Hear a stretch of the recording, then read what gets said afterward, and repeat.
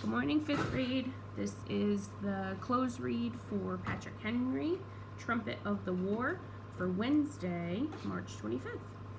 So we have some paragraphs to read. We have these questions we have to answer. So I'll start out by reading those.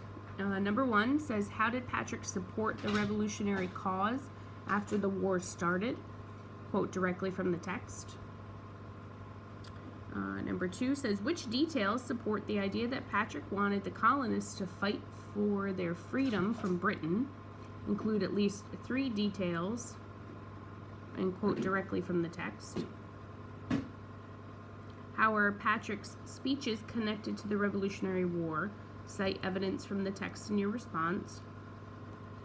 Write a definition for dissent in your own words. List 2 key words or phrases that helped you define the word. Then write 1 synonym and 1 antonym for dissent. So you're going to use your text for that, where you find that word dissent in the text. You can also use dictionary.com to help you with the synonyms or antonyms if you're stuck. And number 5 has to do with reading Abigail Adams, A Quiet Leader. It says both Abigail Adams and Patrick Henry supported the Revolutionary War without fighting in battles. How did they support the war without being active in the military? Cite evidence from both texts. So if you have your social studies folder home with you and you have the Abigail Adams article, you can go back and answer it from that article. If not, just answer this question based on Patrick Henry and them fighting without actually physically fighting in battles. How did they support the war? Okay? On the next page, you have this little organizer here that says, sometimes an author makes a point or a claim about something he's writing. An author will support that claim with reasons or explanations. And to strengthen this point, an author might want to provide evidence or proof, and for each reason by giving specific examples. So, for example, let's say you want to make a point that there needs to be additional swings added to the playground. Your reason is because kids have to wait in long lines to have a turn. Your evidence is the average wait for your time on a swing is 15 minutes.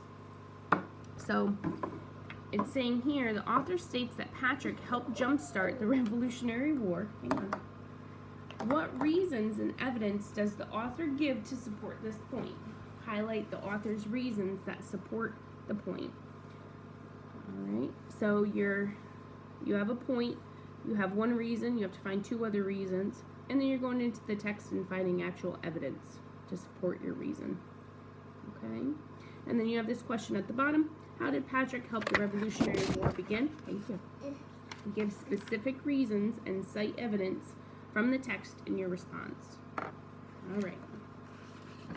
So we're going to read this article here with the help of Christian. I don't know if you can hear him in the background, but he's helping me today. Says Patrick Henry was born on May 29th, 1736 in Studley, Virginia. Patrick may have been one of the first colonial political figures who was so outspoken against the British crown. Some thought he would be charged with treason. Here you go. Patrick disagreed with several aspects of the British rule. As a result, he delivered many passionate speeches that helped to jumpstart the Revolutionary War. Here you go. Paragraph number 2.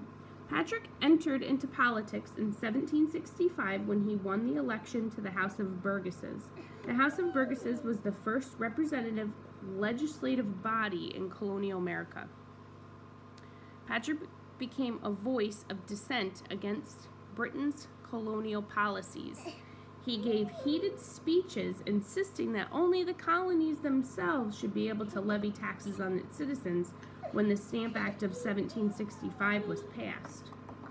So he thinks only the colonies should be coming up with their way of collecting taxes and not Britain coming up with those ideas.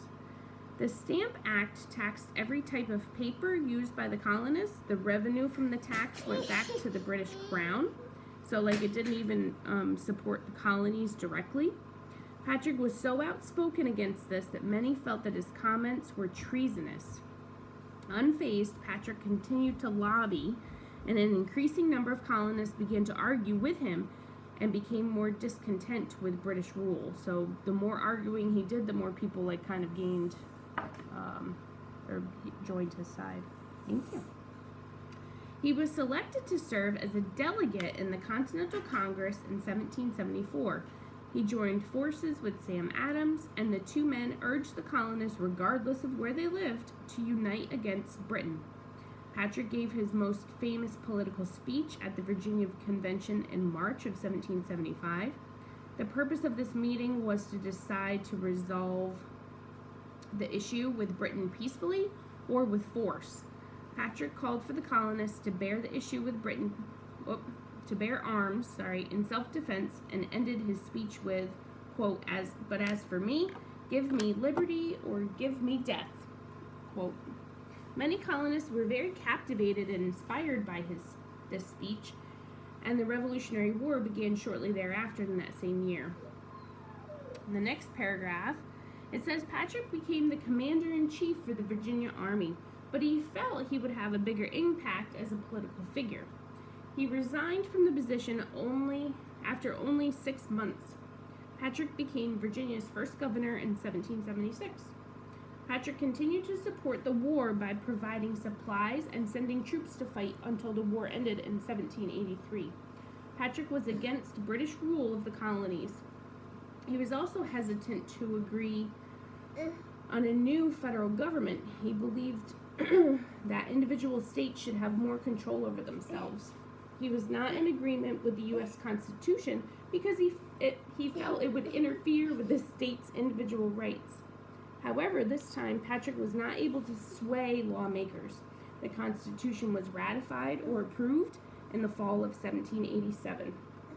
And the last paragraph says, Patrick was successful in convincing the colonists that they needed to fight for their freedom by all means necessary. He was instrumental in America becoming a free nation, even though he did not agree to a strong federal government. It's no wonder why he's referred to as the trumpet of the Revolutionary War. Again, if you guys have any questions, let us know in the comments.